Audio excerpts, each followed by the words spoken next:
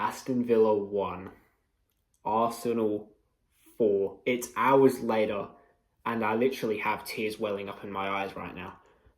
I am purposely recording this the next day because I know, had I recorded this straight after full time, the whole thing would have just been one giant emotional mess. Deep down, I know this is a massive statement in the title race. I am so confident after that game that we are going to win the Premier League title, and I want to get into the reasons why I believe that. I want to get into the reasons why this is such a big statement in the title race, and I want to get into that properly. I don't want to just be screaming and shouting about how happy I am. I want to actually be proper about this. Hours before, we all thought we were doomed to fail because, get the news, no Declan Rice. You're thinking that there's a doubt on Timber. There's no White. There's no Rice who filled in at right back against Brighton. Who's going at right back? I claimed it was going to be Christian Norgard, but we were saved by that lineup. Timber turned out to be fine.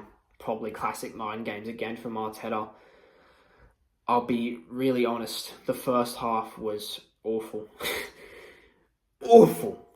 0-0 is probably a fair reflection of it. Villa were not that great themselves. Villa were not great creatively, but they just kind of played through us, which is something you just don't see these days with Arsenal against big sides. I think a lot of that's down to having no Declan Rice, and then whatever Mikel Arteta said at halftime in that dressing room. Oh, to be a fly on the wall during those 15 minutes. I want to know whatever he said, because it worked magic. It worked genius. We came out looking so rejuvenated, so hungry, so determined, and much the better side. That's the sign of a side that really, really wants to win things, a side that is going to win things. Because again, awful first half, and we come out looking so much better. That's a sign of how good a manager Arteta is, when he can, in 15 minutes, go, right, we played terribly, but now, here are the things we're not doing well. Here are the things we can do better. Here's how we make those things happen. Go out, get it done. And the players, they listen, they respond, and they go out and do it. The first goal came from Gabriel. Before the match, we were all hoping for a bullet Gabriel header. It wasn't quite a bullet header. It was kind of straight on Martinez's head, and he made a real mess of it. Emi Martinez, thank you for that favour. Thank you very much. And Gabriel takes advantage of the slip-up. He puts it away for 1-0 in the kind of match that he lives and breathes for. I'm sure this would have been the match that he was targeting for him to return to the starting 11, because he absolutely cherishes these Emirates nights against big sides that we just do not like in the slightest. He absolutely lives and breathes for these kinds of nights. He will be absolutely jumping out of his skin, delighted with that goal. The second goal, Martin Zubimendi. I would say this one was the most adrenaline-inducing of them all. Zubimendi, you wouldn't expect him to pop up in that kind of area, but Martin Odegaard, again, so good today. And that assist, top class, that assist to find Zubimendi, that through ball, exquisite. In the build-up, he's carried it, he's looked for the pass, he's found the pass, and then it's a really good finish from Zubimendi, who again is absolutely delighted with that. Every goal he's scored this season, the 3 of them, he just looks so happy when he scores goals. It's rare for him to score goals, to be on the score sheet, and he just absolutely loves it. You can tell he loves playing for Arsenal. Zubimendi, what a player, someone I don't think I've given quite enough credit to recently. So good, Martin Zubimendi, amazing. What a finish from him for 2-0. And then the third goal, Leandro Trossard. What a fucking player Trossard is this season. That's now 7 goals, 6 assists by the halfway point this season. Leandro Trossard, what a season he is having.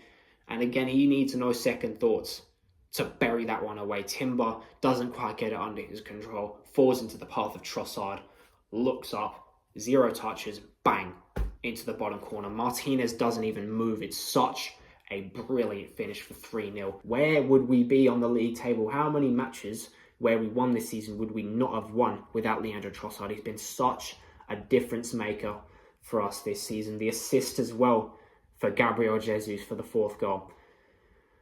Gabriel Jesus, he is fucking back with a vengeance.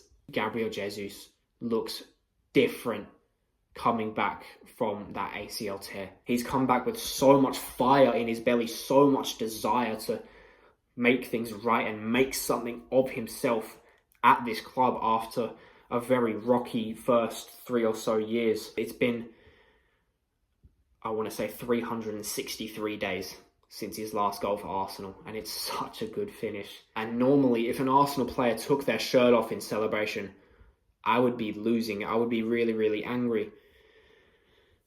But Gabriel Jesus taking his shirt off after that goal, revealing what was underneath, that I very much endorse, that I very much love, if I wasn't already considering making him my first choice preference for striker over Victor Gyökeres. He definitely is doing that now. And now I just want to give massive, massive credit to everyone today, because no Declan Rice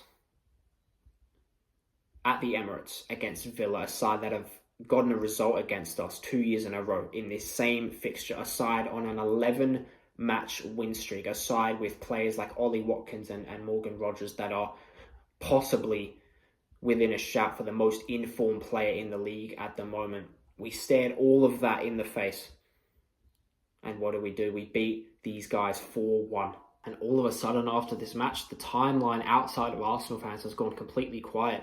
Everyone was looking at Villa to win this match, go level on points with us, and firmly establish themselves in this title race. Instead, it's us coming out the other side of this match unscathed with the 3 points, with 4 goals, 4 brilliant goals, and a memorable result, effectively eliminating Aston Villa from the title race. Because Villa were not good today at all. You can win as many matches as you want against your Bournemouths and your Burnleys and occasionally your Arsenals like it was earlier in the month. But you cannot go away to the league leaders, play like that, lose by that margin and still win the league in the same season. We know that from experience. 22-23, we went to the Etihad, we lost 4-1 there and played terribly. You just don't win the league after coming to the home of the league leaders and producing that kind of performance and that kind of result. So Aston Villa, I really hope you enjoyed your 2 weeks in the title race. It's over now. Back to settling for top 4. Maybe you get top 4. That's a realistic target. Go aim for top 4. And for us, since that defeat up in Birmingham, early December, 6 wins on the bounce in all competitions, including 4 in the Premier League. That is how you respond to adversity. And in a few of those matches, we didn't play well at all, and we still found a way. Against Brighton, we played so much better. Today, we played so much better, especially in the second half. Only in the second half, I'll be honest. Second half was an absolute clinic.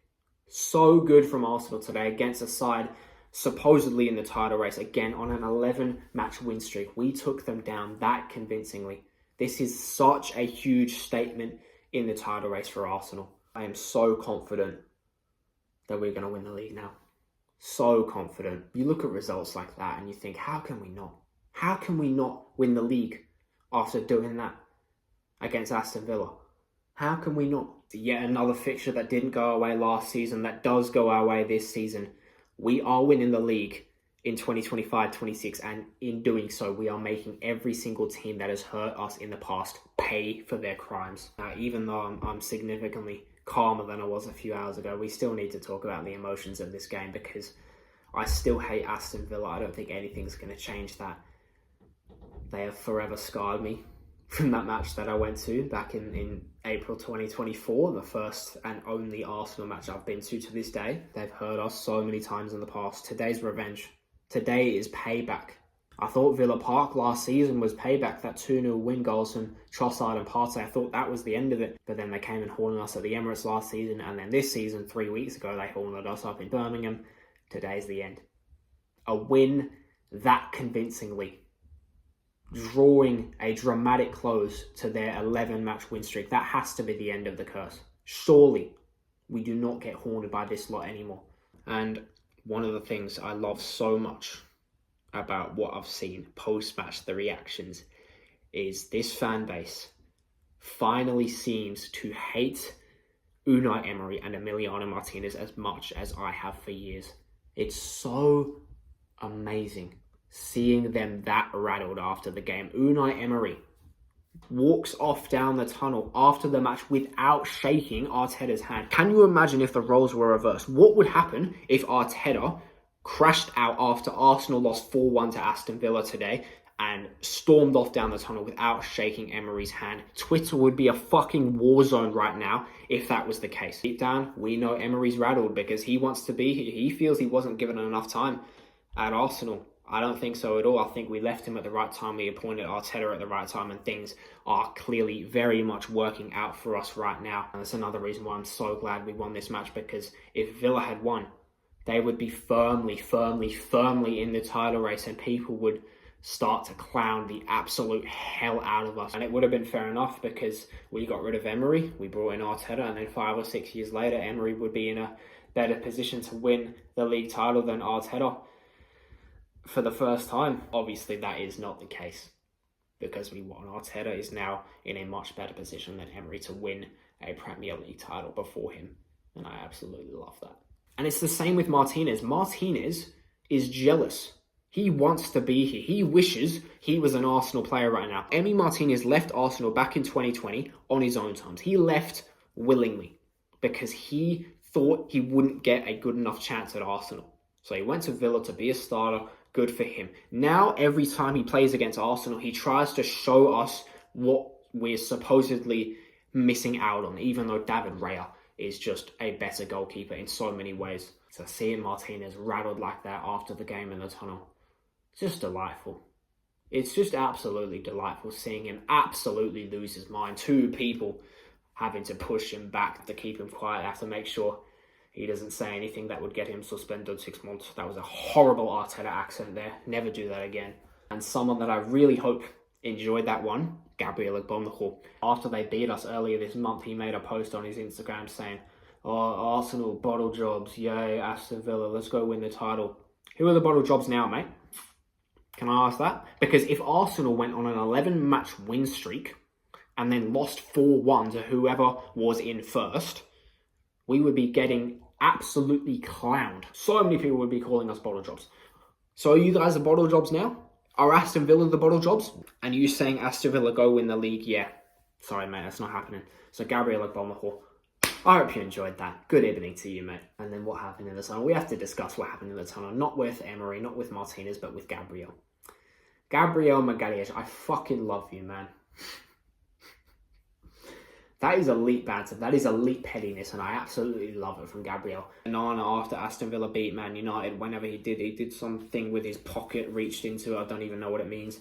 But basically, Gabriel, in the tunnel after the game, he reaches into his pocket. He knows what he's doing. He's right in front of Frimmy, who's on the camera. Love Frimmy, by the way. Reaches into his pocket, does all this, all that, goes, come on to the camera. That's just the bite that this team has now. You can't bully us anymore. Back in the day, you could bully us and there'd be no response.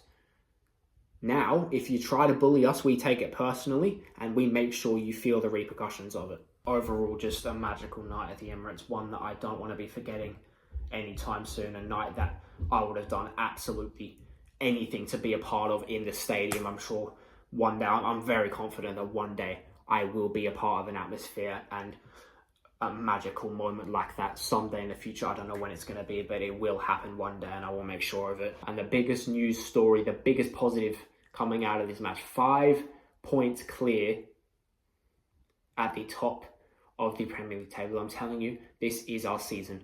We are winning the Premier League title this season. I was nervy before the game thinking, even if it's a draw like it was last season, that would be 3 points ahead of Manchester City, but they have better goal difference than us. So if they do their job against Sunderland, they'd go ahead of us. And then from there, it's just really, really tricky to overtake them.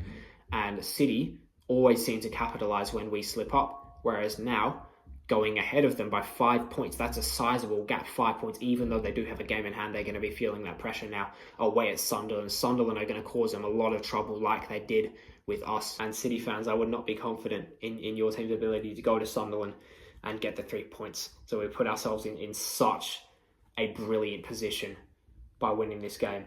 Another real positive, injuries seem to actually be clearing up. A few hours before the game, we got the Rice news. We got the news that Calafiori and Timber aren't doing too well themselves. But now, Rice shouldn't even be out for too long. Calafiori was a doubt for this match, but his injury is not too bad as well. Mosquera should only be a couple, maybe 2 or 3, maybe 4 more weeks, but not too long on him. And then after that, it's just maxed down. But to be fair, Gabriel did go off early, but we haven't heard anything about that post-match, so I don't think that's going to be anything serious. And then one final thing before we look ahead to Bournemouth in a few days' time, I just want to say, fuck you, Aston Villa. Get fucked. Up the Arsenal. We're winning the league.